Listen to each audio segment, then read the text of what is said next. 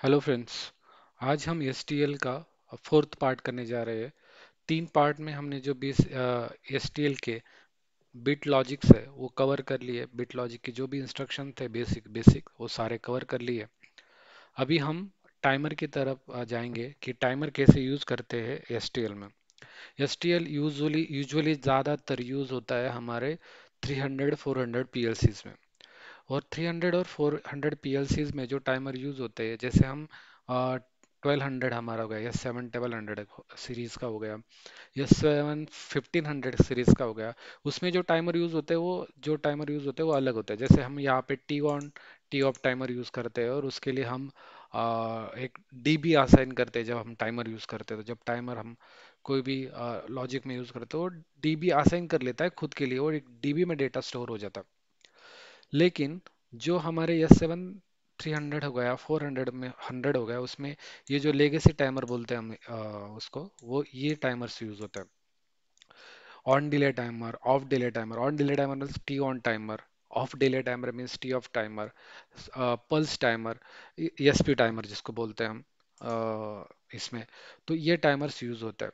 जैसे हमारे 1200 में 1500 में जो टाइमर्स यूज होते हैं, T on timer T off timer, उसको हम टाइम का जो प्रीसेट टाइम देते हैं वो ऐसे देते हैं कि टी हैश 10 सेकेंड या फिर टी हैश 5 सेकेंड, ऐसा टाइमर देते हैं। लेकिन जो ये लेगेसी टाइमर है, ये 400 सॉरी, ये जो 400 300 में जो टाइमर यूज होते हैं, इनको हम टाइम जो देना पड़ता है वो इस फॉर्मेट पे देना पड़ता है। Yes time has 10 second, 1 second, what 100 millisecond, whatever जो भी टाइम हो। तो ये टाइमर उस फॉर्मेट में ही देना पड़ता है, इस फॉर्मेट में ही वो काम करता है। ठीक है। तो पहला जो टाइमर है हमारा स्टार्ट ऑन डिले टाइमर, वो कैसे यूज करता है मैं दिखा देता हूँ। तो इसका जो सिंटैक्स है, एक इनपुट देना पड़ता है कि ये इनपुट देने पे वो टाइमर जो है हमारा स्टार्ट हो जाएगा।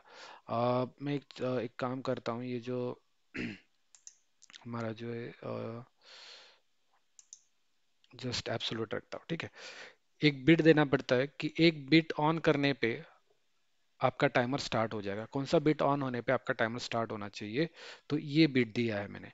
मतलब मेरा M30.3 जो बिट है ये ऑन हो जाएगा तो मेरा ये टाइमर स्टार्ट हो जाएगा, जो कि ऑन डिले टाइमर है, कि जो एक टाइम तक रन होगा और जिसका उसका प्रीसेट टाइम जैसे खत्म होगा तो आउटपुट ऑन हो जाएगा। सेम ऑफ डिले टाइमर के लिए, सेम पल्स टाइमर के लिए थोड़ा थोड़ा डिफरेंस होता है, वो हम जैसे आगे जाएंगे वो देखेंगे। ठीक है।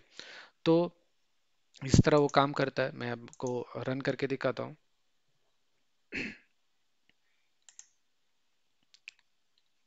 ठीक है। अभी जैसे इसका 10 सेकेंड मैंने टाइमर दिया है, जैसे मैं इसको ऑन करता हूँ, सी, ये टाइमर स्टार्ट हो गया है। जैसे ये टाइमर स्टार्ट हो जाएगा तो यहाँ पे हमारा 1 आ जाएगा।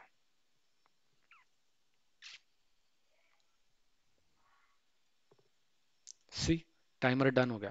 तो मैंने क्या किया यहाँ, ये टाइमर डन हुआ या नहीं, ये कंफर्म करने के लिए मैंने क्या किया कि ये टाइमर ऑन डन होने पे एक बिट ऑन किया है 30.5, जो यहाँ पे मुझे ऑन दिखा दे रहा है। मतलब मेरा टाइमर क्या हो गया, डन हो गया। अगर आपको रिसेट करना है वो टाइमर, तो एक बिट से आप आर और टाइमर का जो नंबर है वो नंबर दे सकते हो, T4। जैसे 1200 1500 में एक डीबी क्रिएट होता है, वैसे इधर नहीं होता। यहाँ डायरेक्टली एक मेमोरी रिजर्व होती है पीएलसी की टाइमर के लिए, काउंटर के लिए। वही टाइमर हम यूज़ करते हैं। T1 T2 T3 ऐसे नंबर देते हैं उनको। तो T4 रिसेट करने के लिए R T4 दोगे तो आप T4 जो आपका टाइमर है वो रिसेट हो जाएगा। ठीक है। अगर आपको टाइमर मॉनिटर करना है, टाइमर का टाइम क्या चल रहा है, तो आप वो जो टाइम है वो टाइम एक्यूमुलेटर में लोड करके ट्रांसफर कर सकते हो वर्ड वैल्यू में। तो आपको करंट वैल्यू में, करंट स्टेट में टाइमर का क्या वैल्यू है वो इधर दिखाई देगा। ठीक है। मैं फिर से उसको 0 कर देता हूँ। ओके। अभी देखो मेरा T4 0 होगा यहाँ पे। मैं जैसे ऑन करूंगा और टाइमर डन हो जाएगा तो वो ऑन हो जाएगा।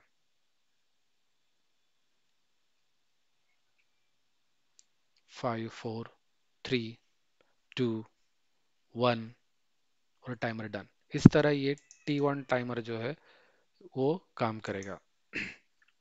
ठीक है। टाइमर लोड करने के लिए ये कमांड यूज होती है, मतलब प्रीसेट वैल्यू उसका देनी है एसटीएल में, तो एल कमांड यूज करते हैं, load timer value into the timer.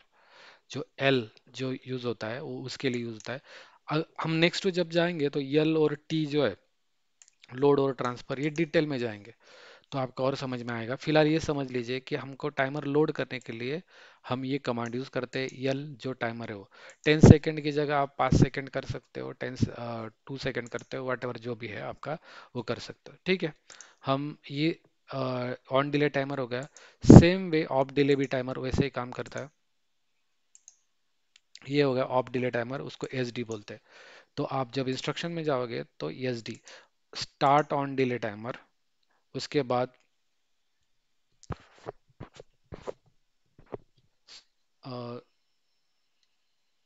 Sorry S D, हाँ इसको बोलते हैं एस एफ टाइमर, जो है ऑफ डिले टाइमर। और ये जो हमारा ऊपर वाला था वो था ऑन डिले टाइमर, ठीक है। मैं यहाँ पे कमेंट लिख देता हूँ, टी ऑफ टाइमर, ताकि आपको समझ में आए, है ना। तो इसको बोलते हैं टी ऑफ टाइमर, मतलब ये चलेगा टाइमर, और जब मेरा बिट ऑफ हो जाएगा तब ये ऑन हो जाएगा। और अभी मेरा बिट ऑन है, जैसे मेरा बिट ऑफ होगा वो 10 सेकेंड के लिए चलेगा, फिर आउटपुट हमारा ऑन होना चाहिए। तो मैं इसको ऑफ कर देता हूँ, तो मेरा टाइमर चल पड़ा है अभी। तो ये जो वन आउटपुट है, वन है, वो जीरो हो जाएगा जैसे टाइमर डन हो जाएगा। तो सी, आउटपुट जीरो होगा। इस तरह हमारा टी ऑफ टाइमर काम करता है।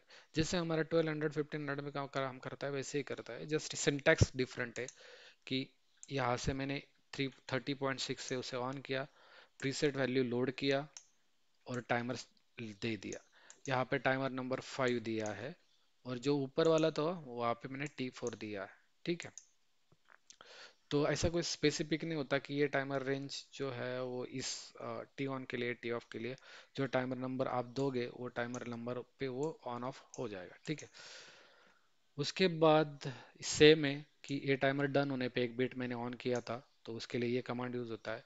रिसेट करना है टाइमर तो आपको एक बिट देना है, और उसके बाद आर कमांड यूज करना है, जो लास्ट वीडियो में मैंने बताया था रिसेट सेट रिसेट कैसे करते हैं। अगर आपको करंट रनिंग टाइमर टाइमिंग देखना है तो आप यल और टी कमांड यूज कर सकते हैं। ये होगा टी ऑफ टाइमर। उसके बाद नेक्स्ट टाइमर है हमारा एस एस टाइमर, उसको रिटेंटिव टाइमर भी बोलते हैं। कि जैसे कि मैं अगर इनपुट देता हूँ, इन टाइमर को अगर कुछ इनपुट देता हूँ और ऑफ जीरो कर लेता हूँ तो बंद हो जाते हैं टाइमर। लेकिन हमारा जो एस एस टाइमर है जिसको रिटेंटिव टाइमर बोलते हैं, start retentive on delay timer, ये जो है अगर आपका इनपुट जीरो भी हो जाता है तो भी वो रनिंग रहता है। तो जस्ट हम एक बार चेक कर लेते हैं कैसे काम करता है। मैं इसको मॉडिफाई कर लेता हूँ, वन, अभी वन हो गया, ये रनिंग है। इसको मैं ऑफ कर लेता हूँ तो फिर भी ये रनिंग होता है, ठीक है। इस तरह ये जो रिटेंटिव टाइमर है, ऑन डिले रिटेंटिव टाइमर, ये काम करता है, ठीक है। सेम बिट मैंने यूज किया है उसका ऑन, टाइमर डन हुआ तो मैंने एक बिट ऑन किया है। अगर रिसेट करना है तो ये बिट मैंने यूज किया, ओके। उसके बाद लास्ट वाला जो है, हम इसको पल्स टाइमर बोल सकते हैं। कि जब भी पॉजिटिव एज पल्स आएगा वो नए से स्टार्ट होगा। फॉर एग्जांपल जैसे मैंने यहाँ पे क्या किया, रिटेंटिव टाइमर में अगर मेरा इनपुट ऑफ भी हो जाता है तो टाइमर वो खुद से चल के जब तक फिनिश नहीं होता, आरएलओ उसका वन नहीं होता, तब तक वो चलता रहता है। वैसे यस पल्स का टाइमर जो है, यस पल्स का जो टाइमर है वो आप, और अगर आप इनपुट में पॉजिटिव एज आएगी तो स्टार्ट हो जाएगा। अगर आप बीच में उसको जीरो कर देगा तो वहीं पे रिटेन, वहीं पे रह जाएगा, वो होल्ड करेगा वो वैल्यू। बेस्ट ऑफ हम वो एग्जीक्यूट करके देखते हैं। देखो अभी टाइमर स्टार्ट हो गया, मैंने इसको जीरो कर दिया। तो ये क्या है किया, जितना टाइमर डन हुआ है उतना उसने होल्ड किया, 5 सेकेंड उसके कंप्लीट हुए। तो 5 सेकेंड जो है उसने होल्ड कर लिए, सॉरी 5 सेकेंड बोल रहा हूँ मैं, 7 सेकेंड, सॉरी 7 सेकेंड उसके हुए हैं, और 7 सेकेंड पे उसने होल्ड किया।